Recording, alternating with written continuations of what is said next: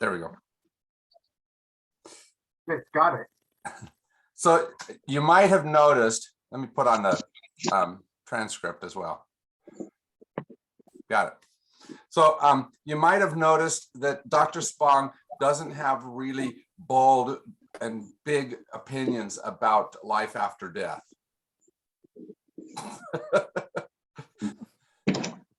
Sorry about that. He's pretty. Oh, you're being sarcastic. Okay. Yeah, he's pretty serious about this one and pretty opinionated. Like, for example, in one of the chapters, he starts off by saying, the hope for life after death is an almost universal fantasy of self-conscious people. I have no use, he says in the other chapter, I have no use for life after death as a tool or method of behavior control. Yeah. Right?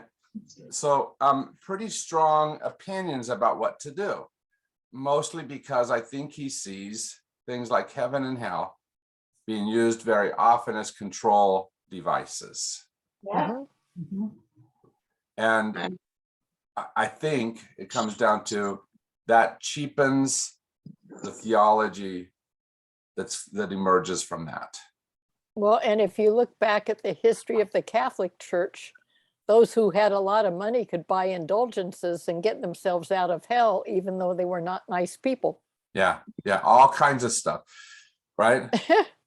And that's what purgatory was about. Even when someone dies, you can pay money for the person who died to have the priest say a mass for them to help them get out of purgatory sooner. Yep. And money has often controlled theology, or at least church practice. Power has definitely controlled both of those. And I think Dr. Spong's position is none of that is a really good place for us to be theologically. Mm-mm.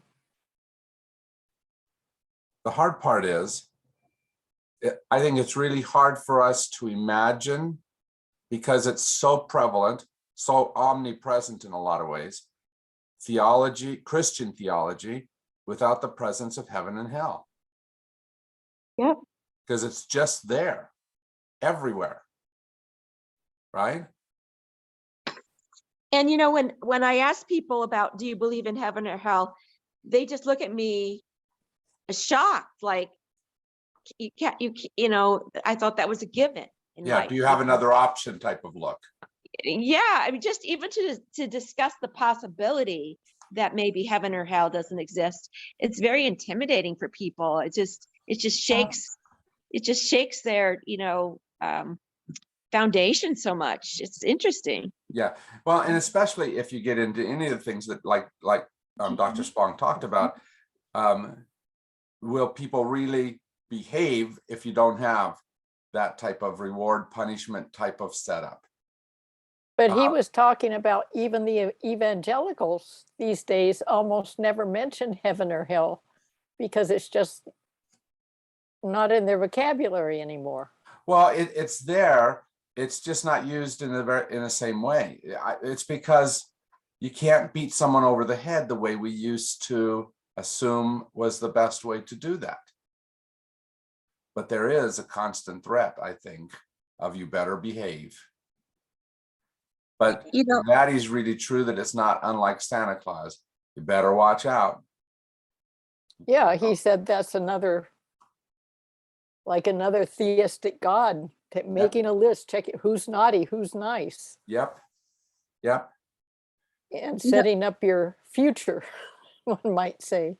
Well, I'm gonna set up to watch the basketball game tonight, and I can't get on. The only place I can get on is the St. Francis class here with somebody named Wiltbank. Because we're much more talented than the basketball players. I thought maybe it was God's will. I couldn't go. it's a punishment. It's a punishment. Yeah. This is hell, Sam. Yeah, you're living hell. Right. So what do we do about all this, and how do we step into better relationship to these things? the reason why we set up things like this is because we like having right answers. We like having cut and dried, everything set up. I know what's going on answers. When I was a missionary, we carried around a book of pictures that we would use to teach lessons. And when it came to heaven and hell, Mormons had the answer. Do you want to see it? I Yeah. can show it to you. Here it is.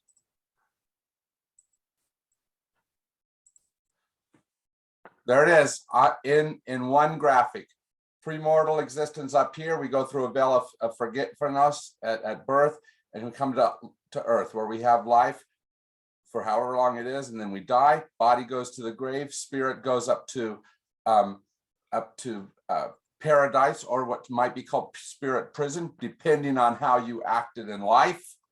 Wow. At some point or another, body and spirit come back together. Oh, and in the spirit world, this is important. That's where those who didn't get a chance to hear about God get a chance to hear and accept the thing. So then you have final judgment, and here's all the different places you can end up. Now, And the family has to end up together, or that's the goal, right, Jim? yeah, if The you want to family. get to the highest kingdom up here, right? So it's all set up, and they have all the answers very clearly set up. And if this isn't enough to convince you of that, here's the a little bit more detailed thing. If that's not enough to convince you, here's a little bit more detailed thing. Wow. They've got all the answers. But what's interesting is one of my very favorite ways of showing this is this little one, which is not more detailed. Look at that. See, premortal existence. There's the veil at birth. There's earth. You are here, right? Then death. And here's the paradise, spirit prison, all the way through. Very Wow. simple concept, very easy. Let me answer all your questions around it. Right? Because Great. I think Sign me Mormons are up. not untypical of what we're trying to do. We're trying to define something which baffles us. Things like, where did we come from? Why are we here? Where are we going? All those types of questions that don't have simple answers. And definitely, especially with the pale of death and the brick wall that it presents to us, we don't have easy to understand past that answers. But we make up a lot of stuff. You know, for me, the readings, one of the most educational reading that I had to from what you gave us was the one where it talks about limbo and purgatory and when that was developed and why, and how that was, you know, dealing with the justice, God's justice. And Yeah. and I thought that was fascinating chapter because you know, as a raised Catholic, you just take that for granted, and I didn't really even know where it came from and why it existed. Yeah. Yeah. And but The it was very problem- interesting how he spelled that out. And it had to make sense for everybody, just like your Mormon, Mhm. your LDS chart and stuff. You know, it's like that kind of thing. Uh-huh. The Catholic Church, Christian Church, trying to make sense of things. Yeah. You know, the hard part about those types of questions, though, of course, is it takes my nice, neat, really easy to show plan, and it gets all these deviations and the what ifs and the how about this. And I think those are good questions that got answered and got moved forward. I don't always like the answers or how they use them, but they're dealing with the fact that this thing that we call perfect understanding of life after death isn't so perfect and isn't so understandable. Right? Yeah. And what's interesting about it is, from Bishop Spong's point of view, that some of the ultimate stuff like purgatory is actually moving us towards what we're going to talk about next week, which is universalism. Does everyone make it into heaven? Is there an end to hell? Right? And it's because, I don't know about you, but I have some people I'd like to put in hell. Right? Putin is one. Let's do Putin first. Yeah. And I think that's why that concept developed, because we all know who should end up there, because we can't foresee them being in the same place wherever we go to. And yet God is sending someone to eternal punishment. Doesn't sound like God to me.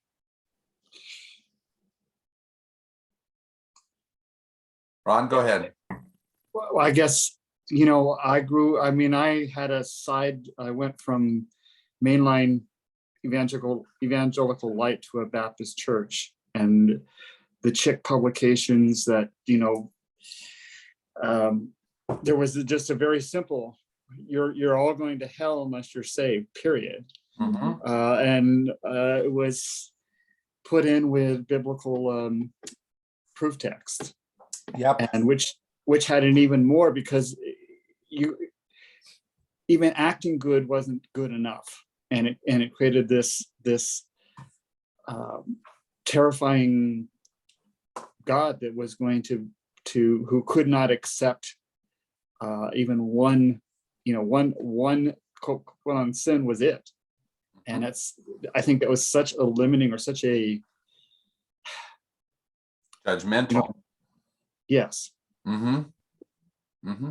But one of the reasons why many people like this type of concept is because it puts them into the winning group. I'm getting to heaven. We don't know about the rest of y'all. But How do you know that you're getting to heaven? Because Well- you read the Bible. Well, You but believe that's- in the Bible, don't you? yeah, but that's part of why we set things up like this, so that I can essentially set the criteria for who gets in, and surprise, what I am always fits the criteria Mhm. when I write the rules. For some reason, I never write myself out of the rules.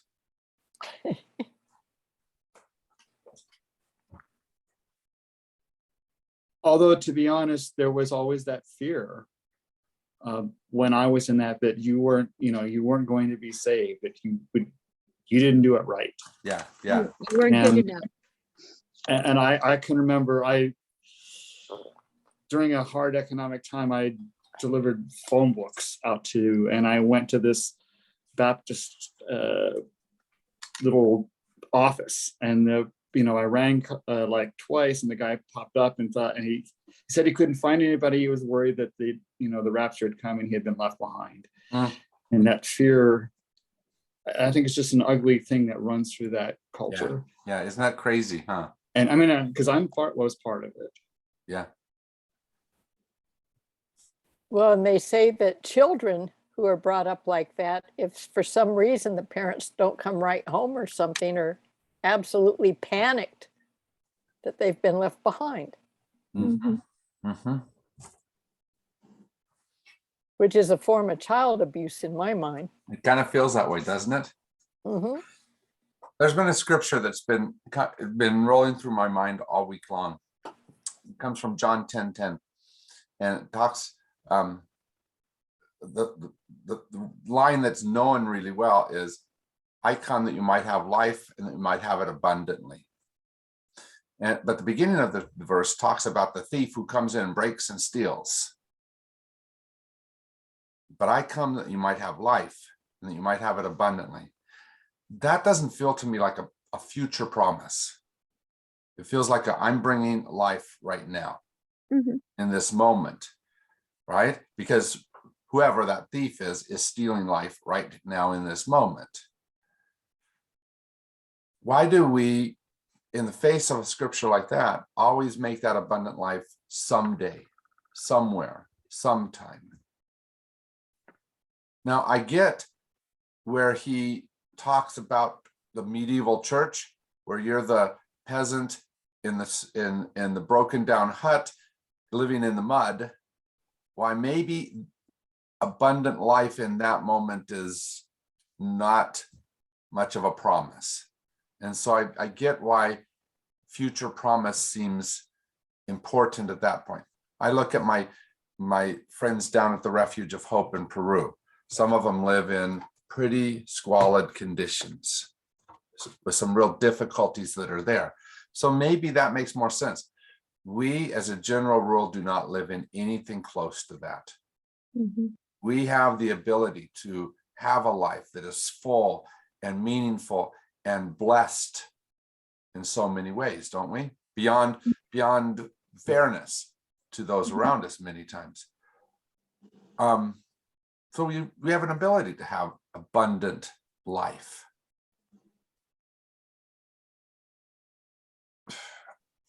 And yet we still, one of the big issues right now in America is the people who are trying to make America fail so that Jesus comes down and saves the world.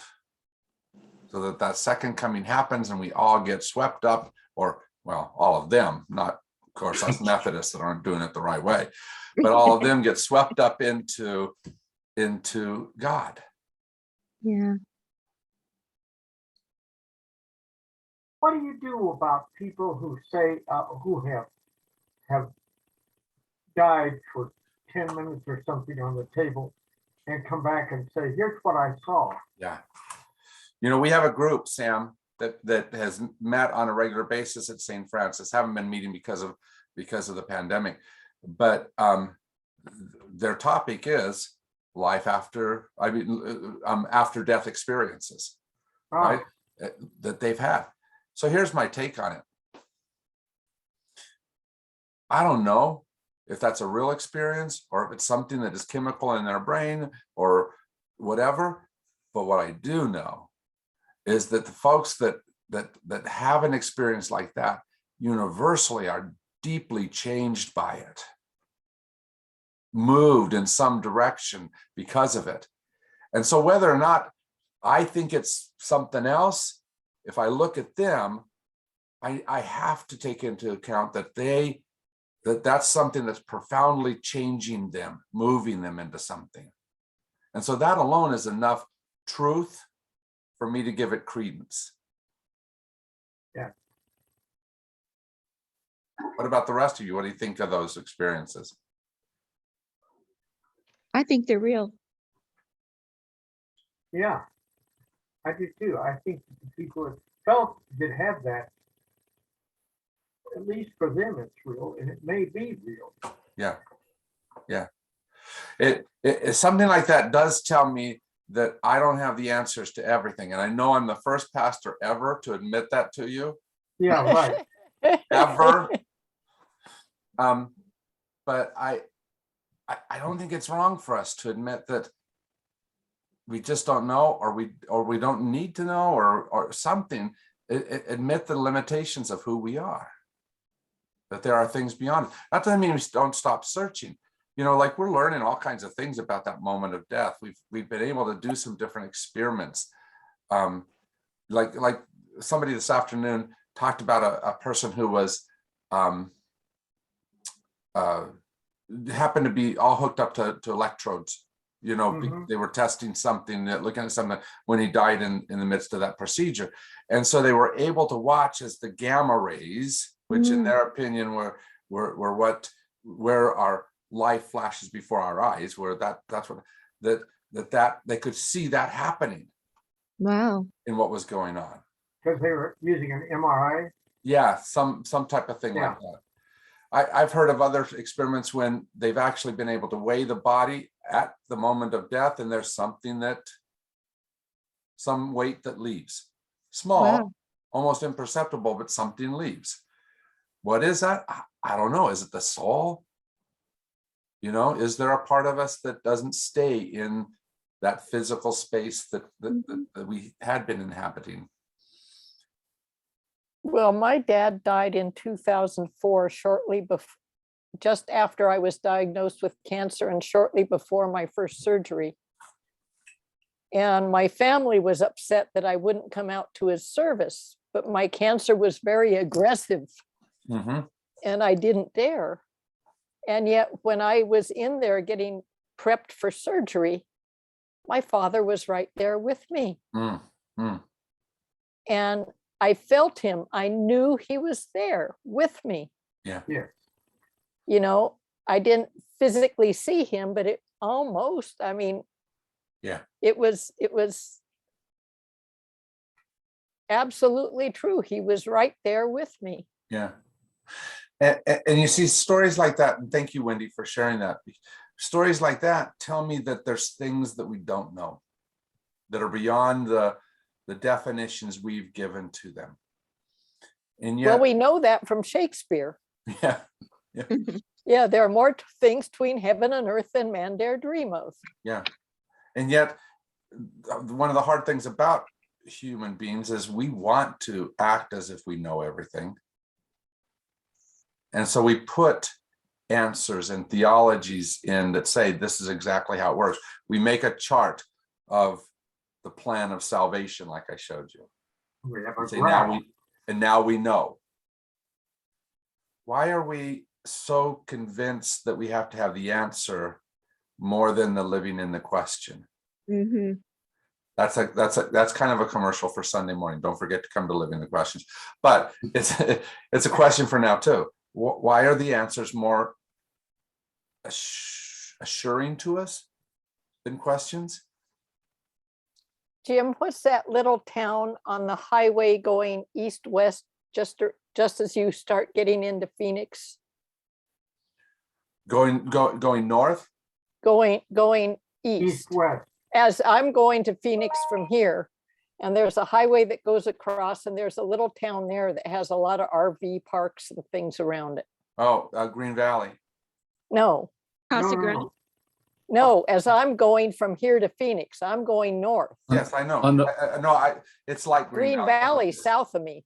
Yeah. On the freeway? Casa Grande. No, it's No, out. no, far, much farther, just around it's near where the Renaissance Festival is. Oh, Oh. Apache Junction? Apache Junction. Oh, okay. Way out that direction. Way back, I was at Apache Junction with my motorhome, and I went to the Methodist church there. And the church service was so different that as I left and another couple left, they said, that didn't feel Methodist to me. And I said the same thing. Well, I had gone to the Sunday school and something came up and one of the men went by and he absolutely gave what God believed and all this stuff as if he were the voice of God. And I just didn't say anything, but he was so full of it Yeah. in my estimation. Yeah. But he said it with the attitude that he knew what God thought. Well, I would never dare to that is say the I first knew what man God ever in Christian history that's done that, Wendy. Oh, no, I know it. But he was the one I've run into who was the most adamant that this was absolutely the way it was. Yeah. Yeah. And Does anybody the else run class into I those was in people because they afterwards, abound sometimes in Christianity? Yeah. but the class I was in afterwards, the majority of us, it turned out, didn't agree with that. The conversation that I had this afternoon on Facebook with that United Methodist pastor was one where my take is that he had all of his answers, and unless I gave the same answers, he was not going to stay in conversation. He'd yell at Wow. you, but he wouldn't be in conversation with you if you didn't have the same answers. He Didn't- wouldn't be able to converse with you. Is that Yeah. it? Yeah. Oh, And I think that in fact, I said something like, okay, we were talking about perspective, and he said, so this is my perspective means that I don't have to listen to you, essentially, because if it's not my perspective, I don't have to listen. I said that, now how does that help? How does Yeah. that feel like good religion? Isn't it better if we sit in spaces, even if we don't agree, but we actually listen to each other in those spaces? Mhm. But is it just certainty, surety that makes the conversation a good Christian conversation? Yeah. can you take out the word Christian and say it makes good Buddhist conversation? good conversation, period. But it takes us not having the surety. And in this, and in the one chapter in why the Christianity readings? must change, he talked about stability. And I get why people like stability, especially like in a shaking time like we've had over the last couple of years. I get why people cling to stability, but stability in my mind is not very far from stagnant. Right. It's true. And too often I think that they're the same, Mm-hmm. especially in a space where, I don't know about you, but my life has taught me that the most stable thing is that change is going to happen, Mm-hmm. right? Because That's true. it But when happens they're, on a regular basis within me and my body, as well as outside of me and my body. Mhm. That's Well, what the Shakespeare. only ones who absolutely need stability are little children. They But you need know that what? stability of feeling loved and of feeling cared for and Sure. protected. Sure, but you know what? That's because their experience instability in a whole different way. And so to be able to have that as they go out and find out about this world that is so much more and different and bigger and more exciting, being able to know that they don't have to worry about food, that's things they don't have to have in their mind, that they don't have to worry about where a bed is because it's just there. That allows all of that big frightening world that they're exploring in to not be a fearful space. Mm-hmm. And you see what happens like in Ukraine right now with these thousands and hundreds of thousands of people leaving with their kids Mm-hmm. and trying to provide some kind of stability to that child in that drastic situation.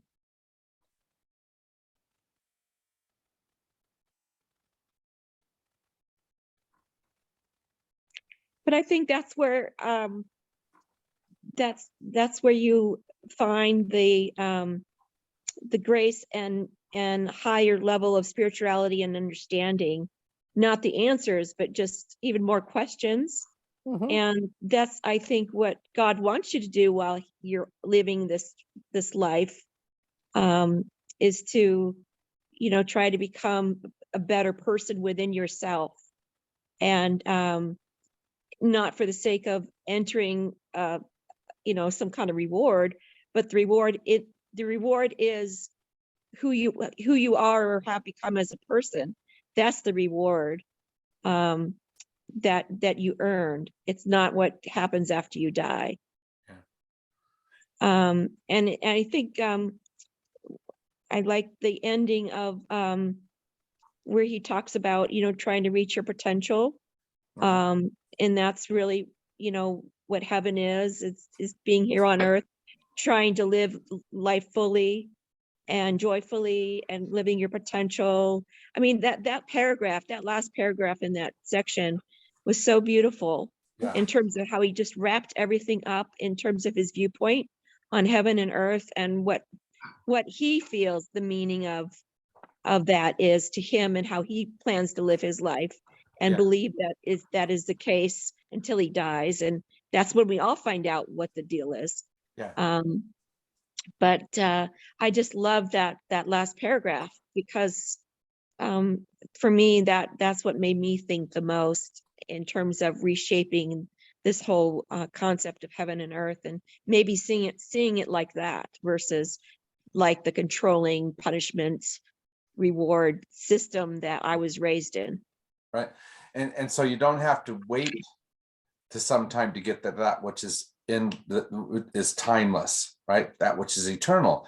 But that right now you experience it. Right now we give it to each other. Right.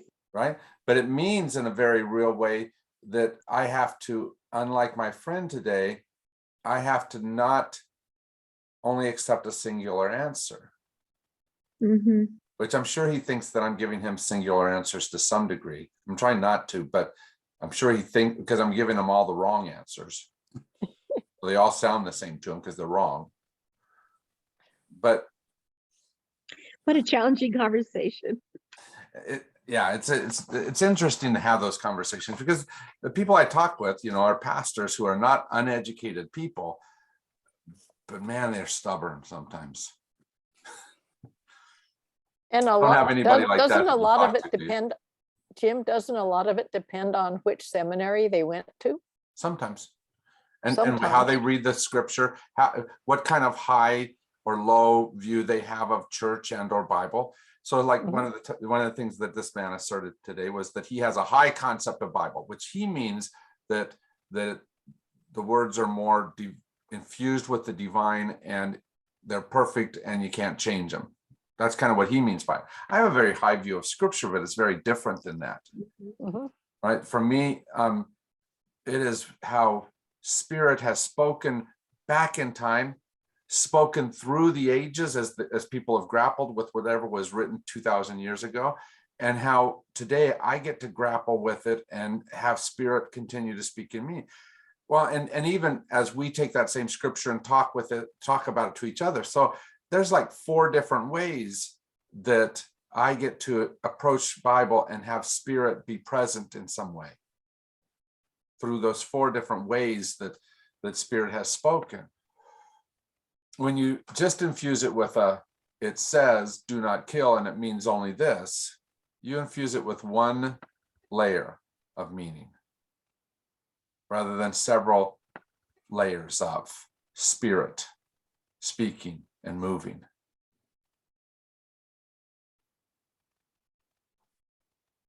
Jim, are these pastors all Methodist pastors, or are they from various different theologies? Yeah, this particular group is only Methodist pastors.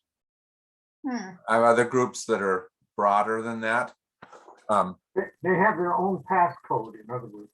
Yeah, one of the groups I go to says something about Methodists who are unafraid of the truth, which really means Methodists who don't want to hear anything but their own truth. and basically they let kind of just any old asshole into there.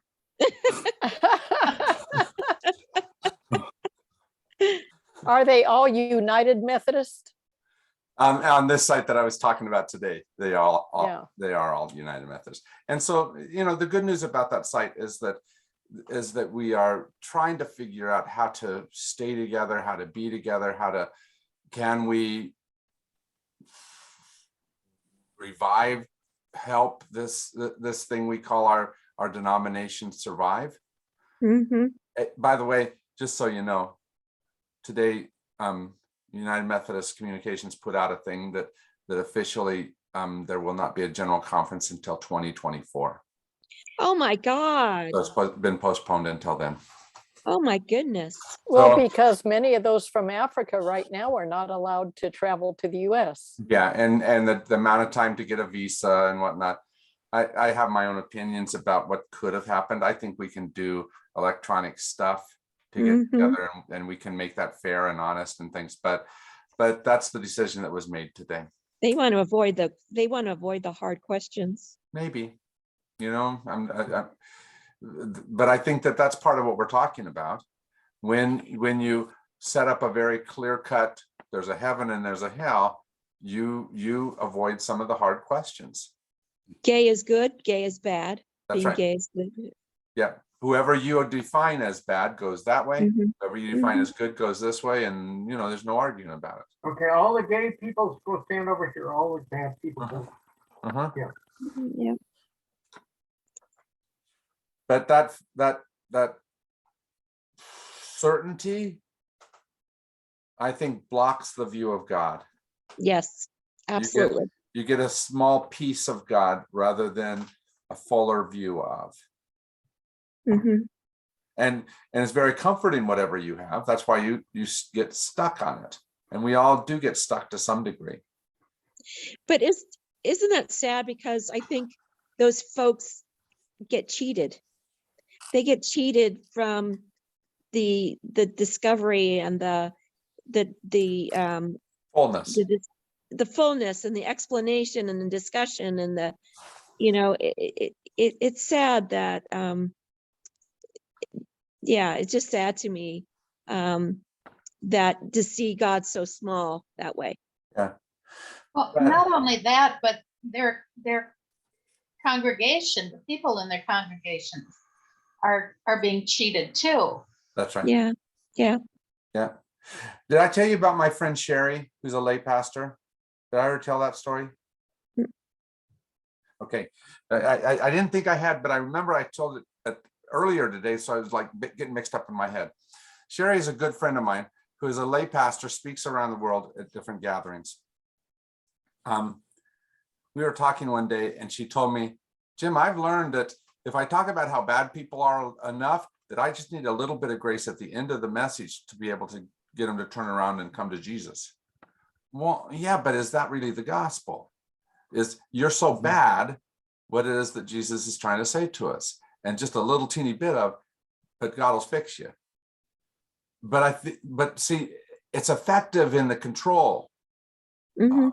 It's effectively brings you to the space that in some ways we want to get to, and it makes it less messy. But is it really the gospel?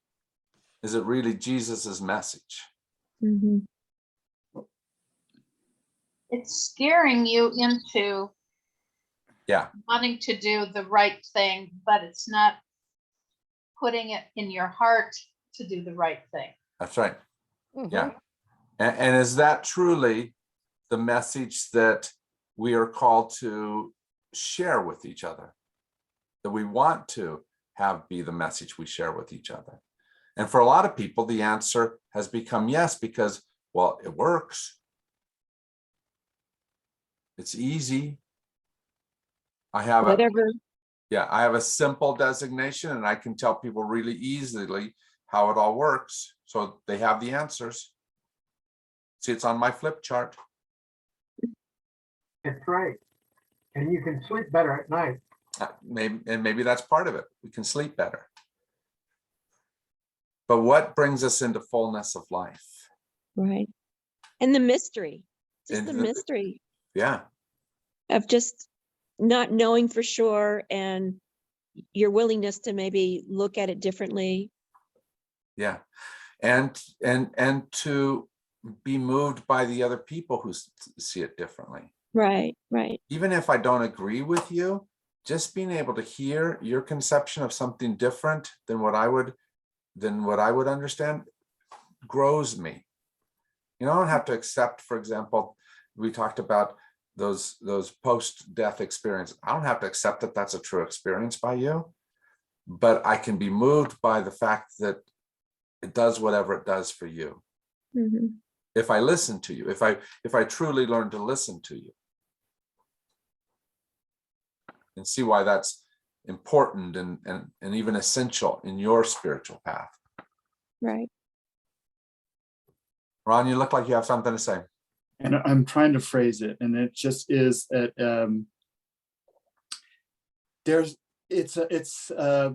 the Episcopal Church ran a campaign years ago that religions that have all the answers don't allow questions. And coming out of that mindset was that this was the answer. It was given by God. To doubt the message was to doubt God. And if you had any doubts, that came from Satan.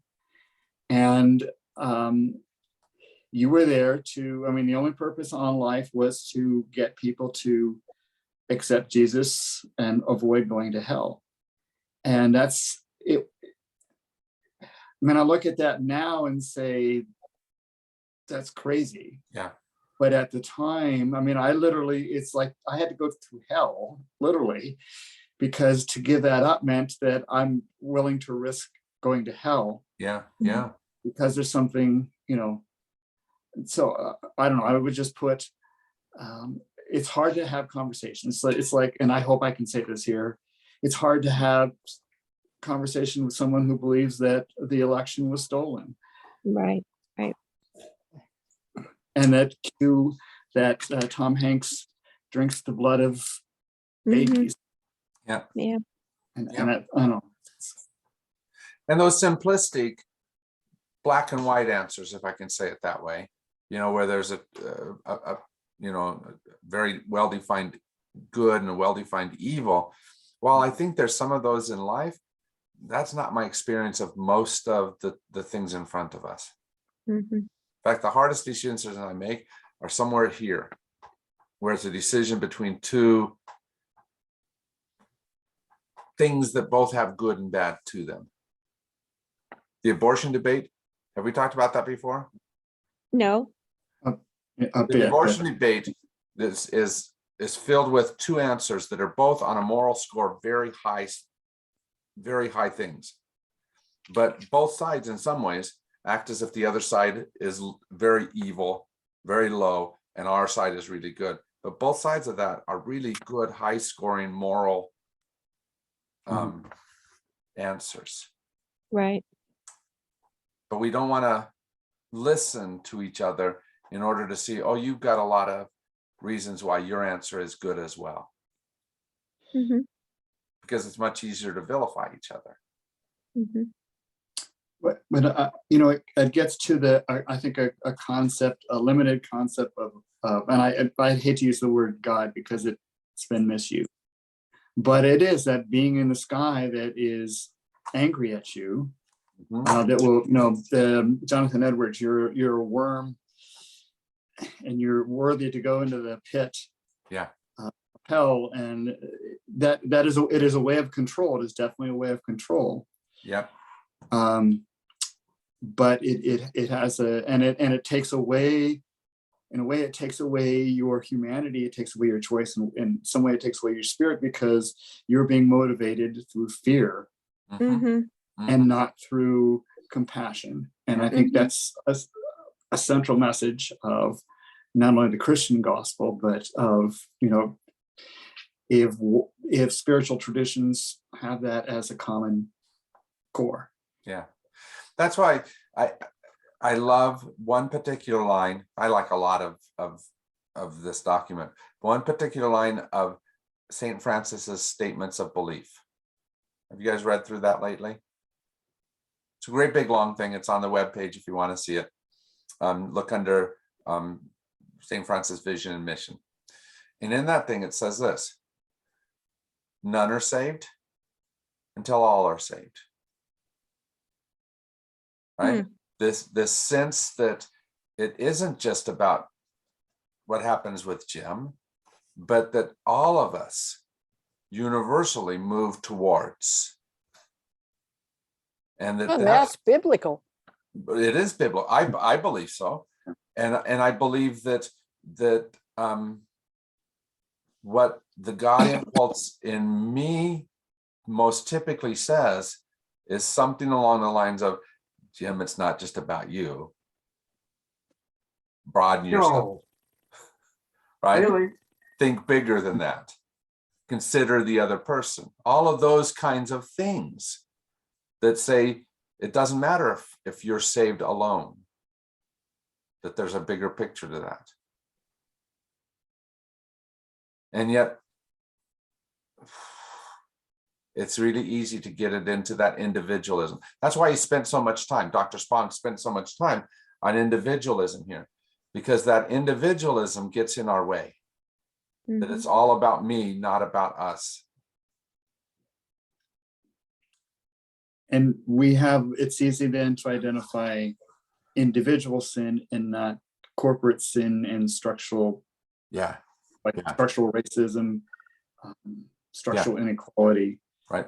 But didn't you like that section where he asked those questions that said, if the poverty that's causing this person to go out and steal is more systemic, is he alone, that stealer, is he alone the sinner? Right? Or is there a bigger question to be answered there? Interesting.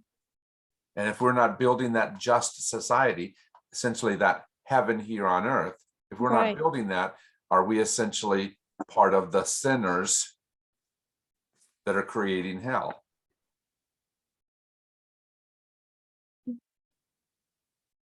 Because on a regular basis, we do create hell here. You might have noticed that, Yeah. right? Mhm. But Yeah. we also have the ability to do the opposite. And one of the things that Dr. Spong seemed to imply, in which I really agree with, is that it feels as though that which really moves us forward, that once we find something that moves us forward, never gets lost completely. It sometimes gets pushed away, it gets suppressed in certain areas, but we continue to have this upward trajectory of development and you know, of who we are and what we are individually and collectively, that we don't go backwards or don't go permanently backwards, because we do go backwards. Mhm. And it's what we're seeing right now. Yeah. But that we also collectively, in the collectiveness around the world, we save things that allow us to go in the midst of the dark ages. You know how we emerged from the dark ages, Christian dark ages? Do you know how that was, how part of what saved us? The Catholic priests? Catholic priests were often the problem in the dark ages. But the one thing they did was that they copied all those books that the church had banned, the philosophy from the Greeks and the philosophy from the Romans. You know who collected those more than Catholic priests, though? Who? Muslims that invaded up through Moorish Spain and came Wow. across, and they kept a lot of our information and our Western knowledge available for us, so that when we were ready to pick it up again, it was there. Wow. That wasn't necessarily the way they planned it. And they might not have planned it that way, but they did, because they had a value on knowledge when we had a value on ignorance. I think we still do. Mm-hmm. Mhm. So what was the answer to that question, Jim? Who was, Muslims. oh, okay. Muslims. No, but the question you posed prior to that. Oh, maybe I'm, okay, never mind. Never mind. So what's the right answer as we move forward? You know, what do we do? I'm okay. I don't know about all of you, but I'm okay not having to dream of a heaven in the sky and a hell down below. But what do we do? What's the call that's there for us?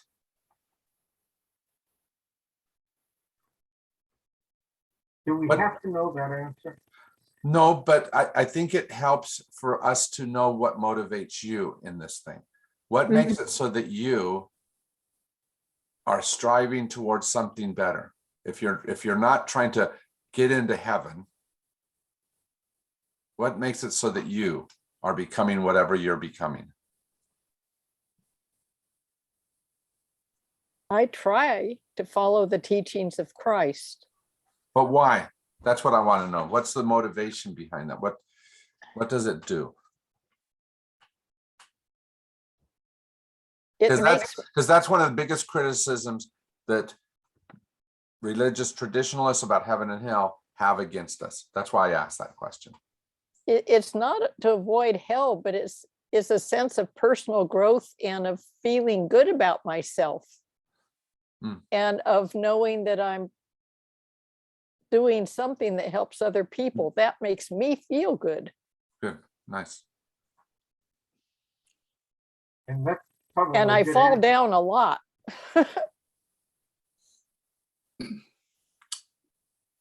And I think I may have shared this, but when I was struggling economically and I found a wallet in the parking lot that was flush with cash, I was definitely tempted to take all the cash or even slip a 20 and say this was a gift from the universe. But I did it because I know what it's like. I knew what it's like to not have money, and to have a wallet returned, even with the $3, which meant a lot to me. So part of it is just kind of like the golden rule: you do unto others as you expect to do unto you, and not out of the sense of there's going to be some karmic magic. It's just something that you put out there. Uh-huh. Uh-huh. And as I talk to some of my friends, I'm not certain that they believe that human beings are able to do that. Probably partially because we've told ourselves the other story, that human beings are inherently evil, that they'll inherently go to the worst, all of that, so much that we don't give ourselves credit for being the type of person who would do the opposite, who would return the wallet.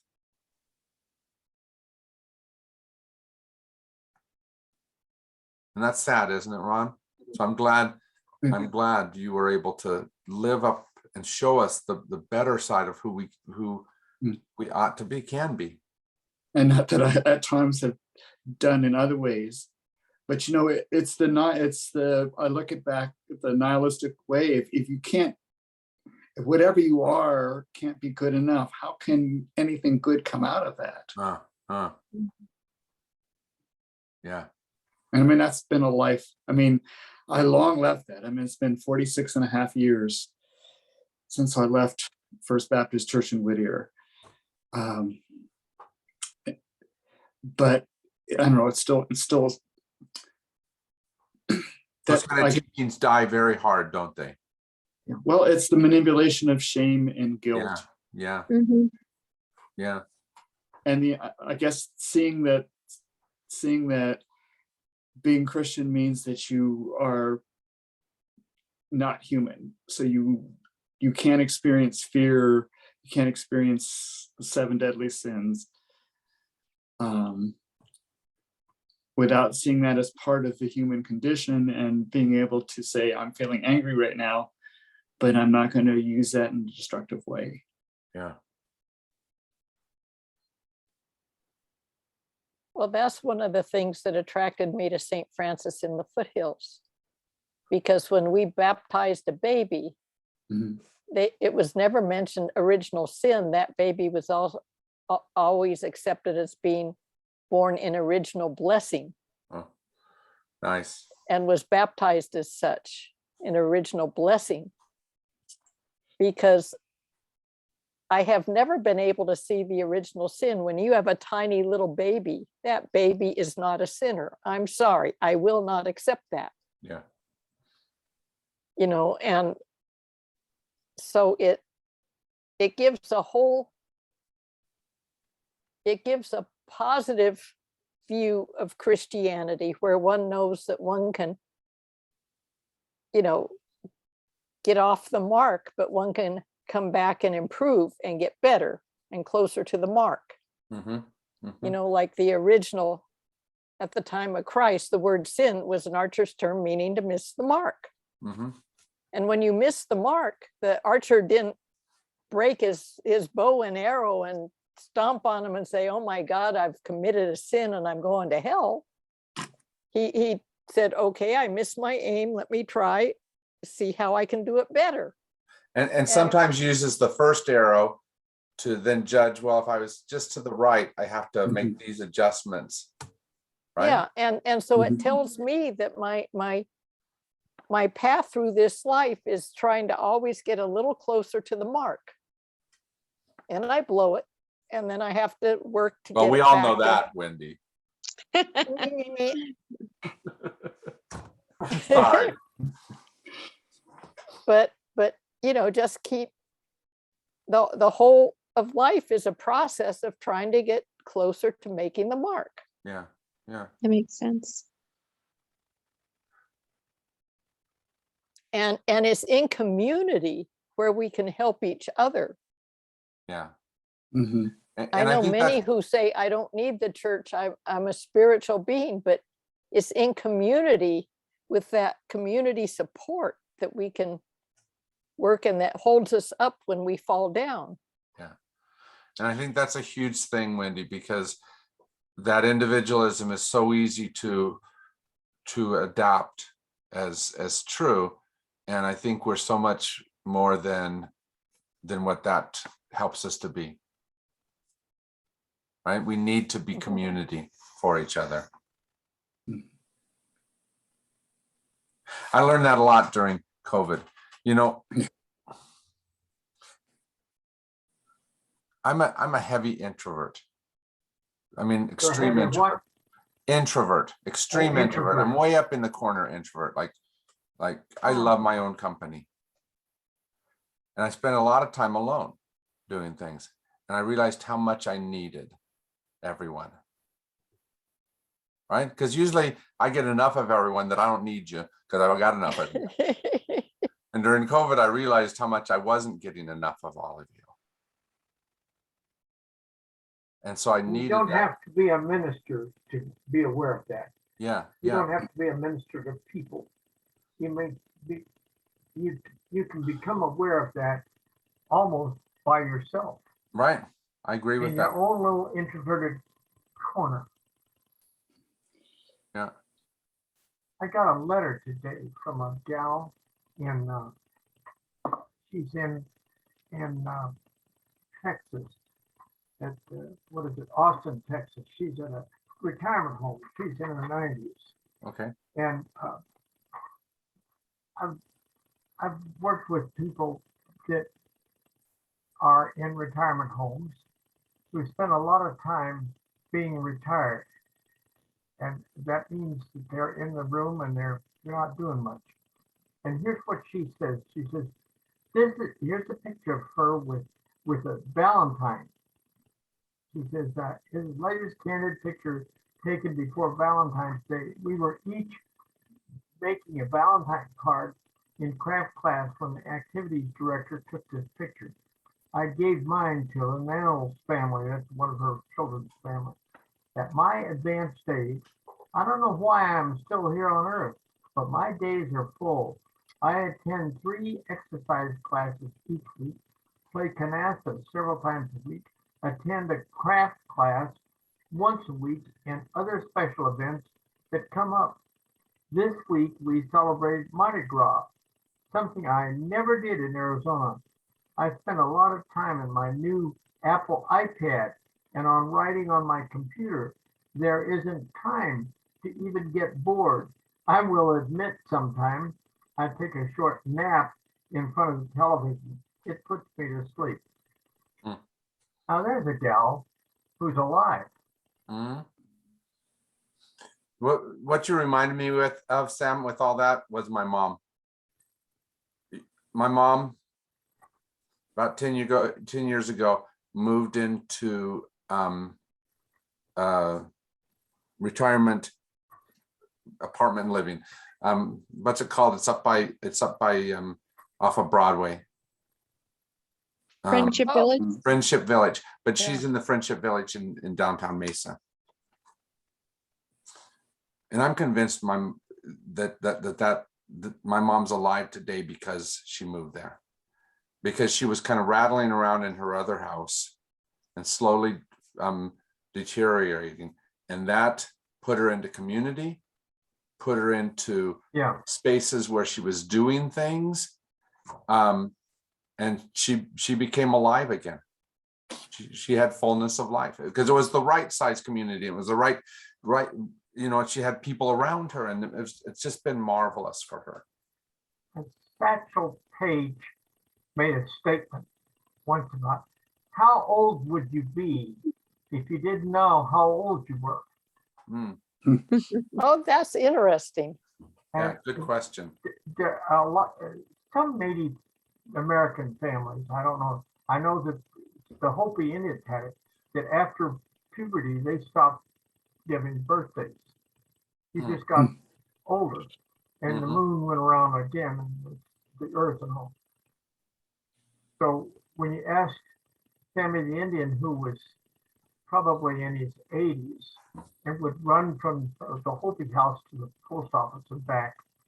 How old are you? And he said, I don't know. Hmm. He was telling the truth. He Yeah. did not know how old he was. And you know what? It didn't really matter. Yeah. Didn't matter as much as we really make it matter in Western world, huh? Yeah, yeah. Yeah. Well, thank you for an extremely rich, full conversation. We have one more week. We're going to be talking about universalism. So I sent the things to you just before class started, probably in that half hour before class started. It's only 2 chapters this week, but I just want to say, first of all, congratulations, because you guys have basically read 3 whole books during this time, right? Because I've copied almost all of the chapters in these 3 books on top and sent them out somewhere during the midst of this time. And Is the last 2 New Perspective on Eternity and Life After Death still believable, or is that past? Life After Death is what We did what we've today. been talking about today. Oh, So our last thing is it's called universalism. okay. All right. And then Okay. you will be perfect Christian scholars and have all. Oh, that's so good. We can be up in the right-hand slot of your graph. That's right. All right, my friends, thank you so much for your time. Bye. Thank you, Thank you. Jim. Bye. Appreciate it. So long. Jim, have you got a minute or are I you? do. Okay, just a quick question. Yes. I was just really stunned by Doug Robeson's death. And I just wondered, had he been sick? Yeah. I don't know if you'd heard about that because they kind of kept it a little No. bit private. He began going downhill 2 months ago. Then was diagnosed with leukemia. Oh, I didn't know that. And what was interesting is I talked to him a week or 2 ago, and his voice sounded really strong. I go, oh man, this is really working. And then Andy said he just very quickly went downhill in about a week. Bam, bam, bam, bam. And so I'm meeting with her tomorrow and with the girls as well. And we're going to plan his service. So I'll have more information about when that will be. Okay. Because yeah, it was really quick, and no way to kind of fit it into your head easily, is it? Yeah, yeah. Well, I used to talk to him, I don't know, maybe once a month or so, Yeah. more often and he was one of the founders of the Stephen Leaders program. Right. So anyway, And one of the founders of quite a number of different initiatives. Yeah, it seems. yeah, That's right. exactly. He was that type of guy. So, yeah, it's just been, it's kind of like every time I turn on the computer or get a phone call today, it's like somebody else has died. Yeah. It's like, oh my God. It's just, Yeah. It's tough, But- isn't it? talking about the afterlife and whatever, I always just want to shake Spong, take him by the shoulders and just, whatever. But Monday, I was taking Trisha to the doctor and we drove up Swan, and as I passed Glen, which is how I would have gone to their house, Yeah. there was this feeling that came over me. Now, but this was Monday after he had passed, but that I needed to call him. Yeah. And so it was just kind of like, and I thought, oh, geez, this is all I don't need today. But I had this, this feeling that he was there and saying, call me. Yeah. So anyway. Yeah, and the reality is that when something like that happens, I don't know, but it sure feels like there's something more than whatever we call life. Yeah, I've had so many experiences of that over the years. Yeah. Since I was a little kid, things have come and, happened. And there is no explaining it. There's no, nothing that I can put my finger on. Sometimes I get those feelings and it's like, I don't even know who it's about, or what the situation is. But